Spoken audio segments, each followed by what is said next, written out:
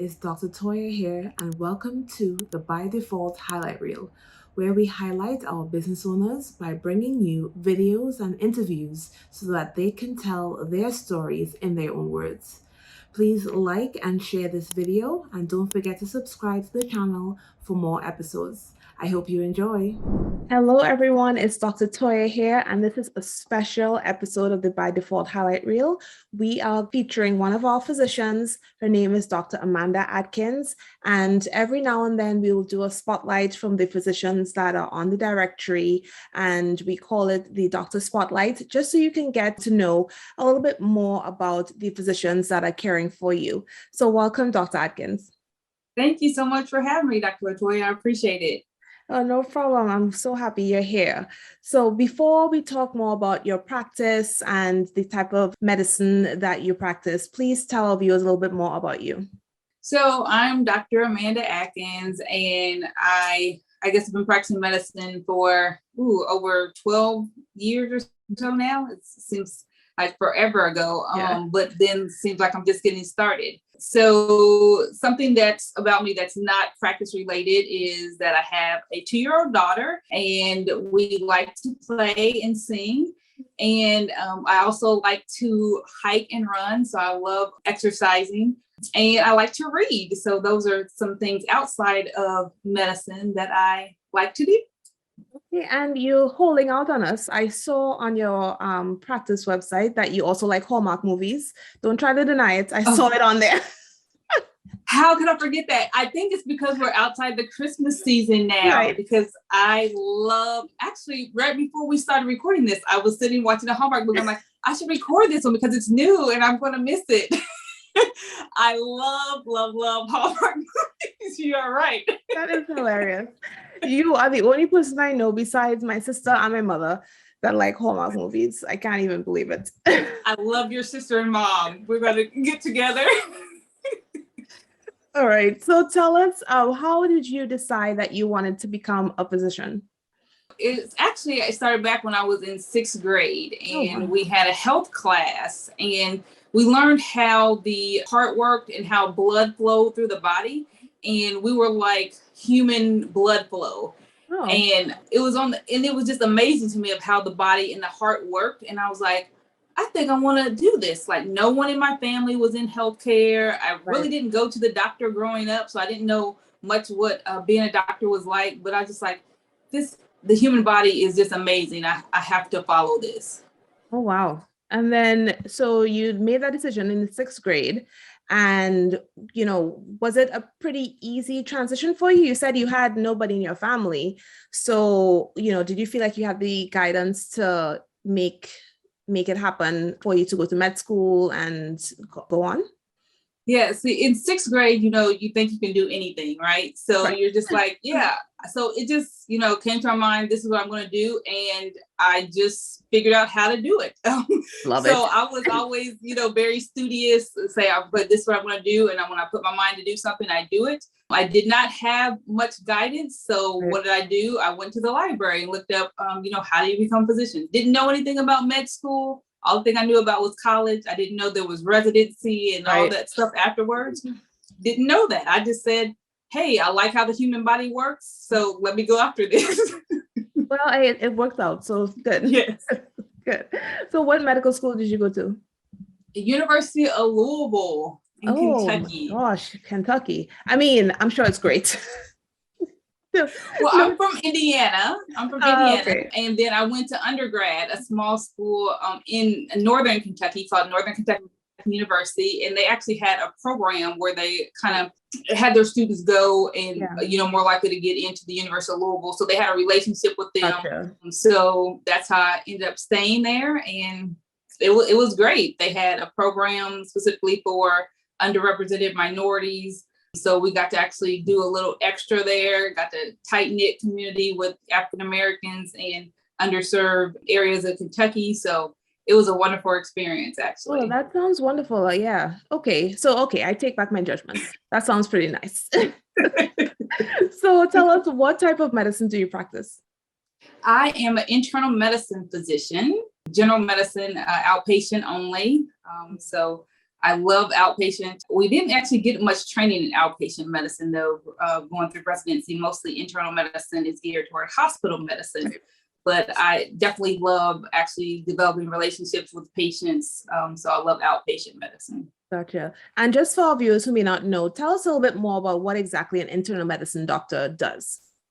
So usually I describe it as adult medicine. Like if you go see, like most people think general practitioner, family doctor, and I said, well, I see everyone over the age of 18 and till the grave, basically. So the opposite end of the pediatrician. So the pediatrician takes from birth to like 18 or 21, and then I kind of like take over from there. Then I also deal more with chronic illnesses like diabetes, high blood pressure, and for patients that have a lot of illnesses going on at one time, where mostly family medicine doctors don't usually deal with a lot of that. But as internists, we were trained to deal with a lot of illnesses at one time. Gotcha. And is there any particular part that you kind of focus on in your practice, or you kind of just do everything? So in general, I can do everything. I can tell you what I like. Right. I like women's health. I actually thought I would go into gynecology. I did not like the OB part of it. Oh, and when I learned that you can't separate the two, then I'm like, okay, well, I guess that's not for me. Right. So I love women's health. And I love working with patients that have those chronic illnesses that are common, especially for the African-American community. High blood pressure, diabetes, heart disease, high cholesterol, obesity. So just working with patients like that. I love doing that because that's basically me and my family. So it's just like an extension of my family helping patients like that. Gotcha. Yeah. So that's definitely needed in our community. So thank you so much for doing that. Yes. So do you have a private practice or you work with a hospital system? I work with the hospital system in Northern California, Fairfield, California. I work for North Bay Healthcare, and it is a group practice, but separate locations. So we have, I think, maybe 7 physicians in our office. I'm the only internist there now, but we have family medicine and pediatrics also. Gotcha. Okay. So, people have a lot of questions about, especially things that you focus on and the things that you like to treat, the diabetes, the chronic illnesses.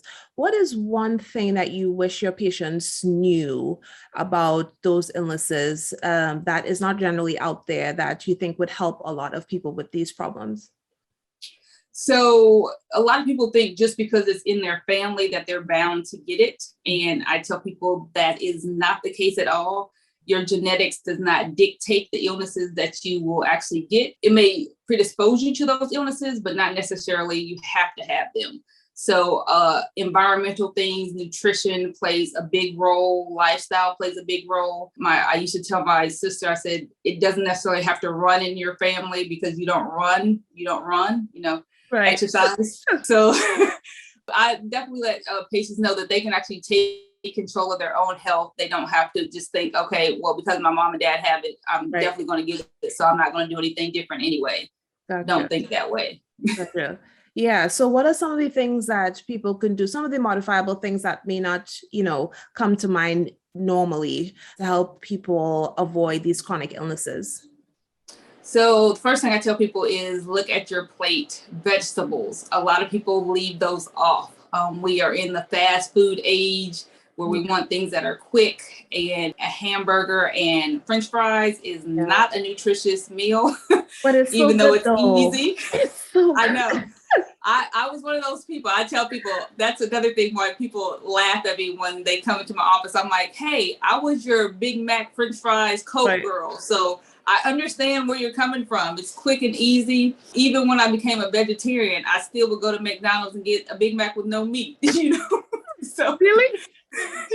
that was my favorite thing. Yes. So I tell people, I understand. So actually right now I'm running a challenge for people to actually just start eating more vegetables. So it's just, if you just simply start there, because there's so many nutrients in vegetables that we're missing out on that actually can help prevent and or even reverse chronic illnesses. So if we can just start there, that would help out a whole lot of people.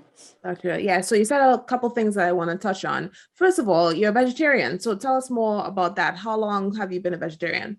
So almost as long as I wanted to become a doctor. Oh, wow. So actually, I became a vegetarian when I was 16. Wow. And my story with that is that I was overweight, almost obese, well, probably obese teenager. And like I said, I picked the illnesses that run in my family, the heart disease, diabetes.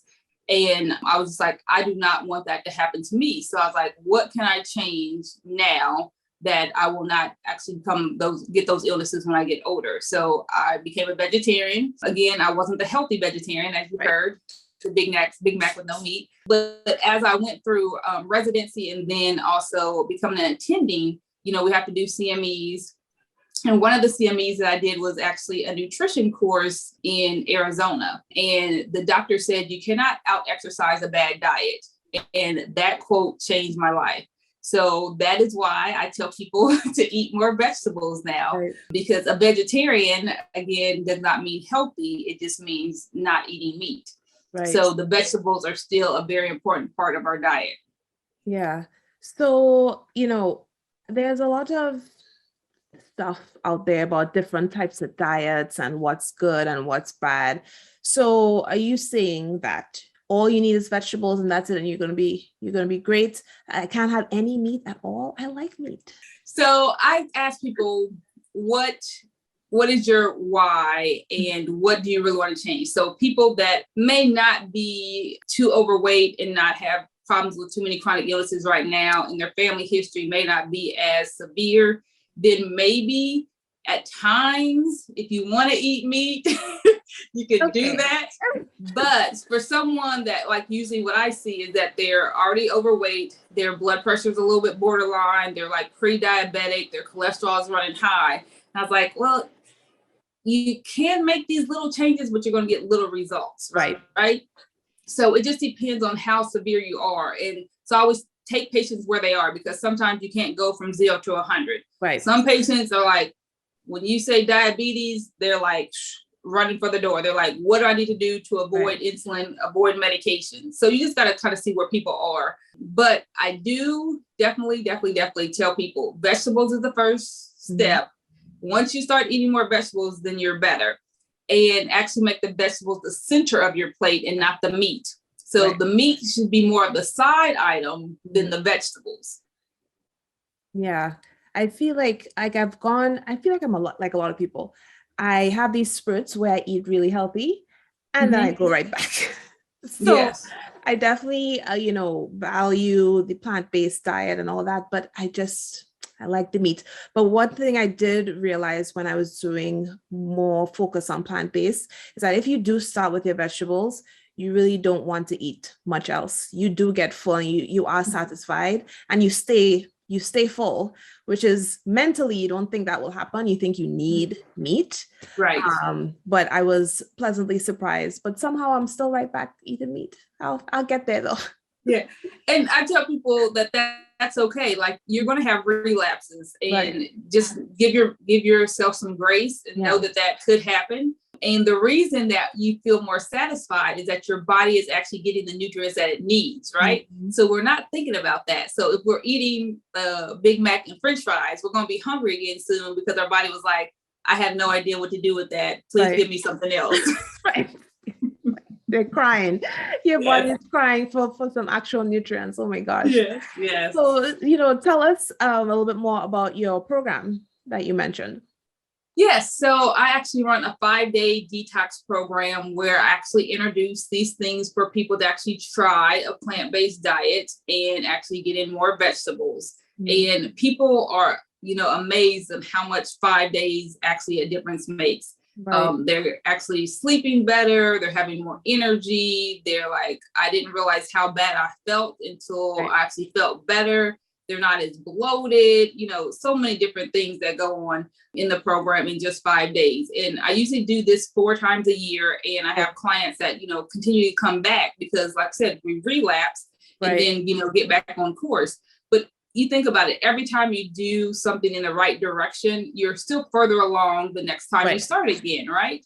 Right. So I just encourage people to continue on, because I've been on this journey, like I said, since the age of 16. I'm nowhere perfect. Right. And but I'm not back to where I was when I was 15, right? So I just say, just keep going, and it's a wonderful thing to get involved in. Yeah. So, tell us when, do you have set times during the year? Because for right now, I know you mentioned you have one coming up, but we may miss that. So when can people join throughout the year? Yes, so I do winter, spring, summer, and fall. So they're usually like once a quarter. And I usually give people maybe 2 weeks heads up of when it will actually occur. I'm thinking about January and then April. Seems that that's a good time for people. So that will likely be my next one. I don't have the other dates in stone as of yet, but it will be, summertime, and then again in the fall, before the holidays start, because once the holidays start, people are like, yeah, it's a wrap. I'm eating what I want. Right. Okay, so I just want to go back a bit, because I feel like there are people who are like me. I need more convincing. So I'm not going to be as hungry. I know that for a fact because I tried it myself. But are there really a lot of options? Because I feel like that is a big thing, like a roadblock for me, is that I think that I won't have anything to cook because it's just vegetables. So can you talk a little bit more about that? Yeah, that's actually funny that you mentioned that, because I was actually watching a documentary about a guy that talked about this, and I was like, he's right. So you think about, what do you eat otherwise? Meats. You have what? Chicken, fish, turkey, beef. I mean, there's not a lot of options, right? You have hundreds of vegetables that you can choose from. You use herbs, spices, and vegetables to flavor those meats, right? Right. Yes. So when people tell me they're not going to have anything to eat, that's not possible. There's too many different types of fruits and vegetables that you have not tried, grains that you have not tried, beans that you have not tried, or the combinations of those different things that you have not tried. So there's a lot of foods that you can eat, and the different combinations that you can make. So when people tell me that, I'm like, you don't realize how many vegetables there are when you think about that. No, that's a good point. Okay, you're convincing me. All right. Okay, so what about those who would say, getting vegetables is expensive? I don't think I could afford to, be plant-based. Yes. So then you would actually shop in season, vegetables that are in season. Sometimes your local farmer's market is a little bit cheaper. I actually shop at Trader Joe's, which I think is very reasonable. And then you only want to buy the food that you're actually planning to eat, because the produce, it seems that it's expensive, but that's because you feel like you're going to throw it away, right? So if you actually plan for what you're going to actually use, then actually it's not as expensive. Then I also ask people, well, how expensive is your health, right? So either you're going to pay in medications later on, or you're going to pay in your food. And I'd rather eat. You're very convincing. You are very convincing. I know. I hear this all the time, and I was like, I understand. I mean, you could even start with, canned beans, canned vegetables. There may not be the healthiest thing out there, but if you feel like you're going to waste them, you can actually start there. Are frozen vegetables where you can actually feel like you're not going to waste, and you can get those things. You can always shop with coupons. I used to be the coupon person. The actual different things go on sale at different times. There's a cycle. You can follow that. I mean, there's so many things you can do to actually make sure that you can stay in budget and do what's best for your health. Okay. So I guess you know what you're talking about, I suppose. Okay, fine. All right. So tell me, what is your favorite thing about practicing medicine? My favorite thing is actually seeing people's aha moments, just like you just saw, like when I tell them like things that they can do, and they're like, oh, I don't have to have this death sentence, or I don't have to have this illness that's just going to define my life. And then they come back and they're like, I did it, I wasn't perfect, but I did this, and you actually felt better. I mean, that just makes me feel good inside, that I was actually able to enlighten someone, that show them that they don't have to, go down a certain path just because their family went down that path. Yeah, no, that's true. And I see it in my practice as well. Like when you take the time to counsel somebody and they're like, oh, I get it. It makes you feel really, really good about what you're doing. So yeah. Yes. That's my favorite too. Yeah. So my last question is, what does it mean to you to be a Black physician? Yes, that's interesting because initially I didn't think about that because, like I said, I wasn't a person that went to the doctor growing up. Right. I didn't see anyone in my family. And it wasn't until, I guess, maybe 3 or 4 years ago that it actually clicked for me, because people would say this all the time, but I would just kind of blow it off. They're like, I've been looking for you. I actually looked you up and I found you. And I didn't know what that meant for the longest. And it, like, just thinking about that now gives me kind of goosebumps, because I'm like, this is a privilege to be in this actual position and to take care of patients that feel like someone understands what they're going through and that they're not being blown off. It just takes me to a different place. Like, before I was just like, what do you mean you're looking for me? Like, there's hundreds of doctors around here, you know? And they're like, no, I picked you. I saw you. And I've never had a Black doctor before. Like, I've had all those people like say that. Like I said, just a few years ago, like I said, I've been practicing, well over a decade. And it just wasn't until a few years ago that actually clicked for me. And so I'm just honored to be in this position and just take that seriously for patients that come to see me. And I just thank God for the privilege. Yes. Yeah, it is wonderful. Every time somebody tells me that, it gives me goosebumps. Yeah. Yes. Yeah. So tell our viewers where they can find you. I know, you practice in Northern California, but you have your program and things like that. So where can people find you and learn more about eating healthier and avoiding these chronic illnesses? Yes. So I am on Facebook and Instagram at Dr. Amanda Adkins, and my last name is spelled Adkins, not T. And then I also have a website at dramandamd.com, and everyone can find everything there. Yeah, wonderful. And you can also find her on bydefault.com. She's one of the physicians, that is listed on our site. We have a large directory of physicians that are culturally competent and they know how to take care of you.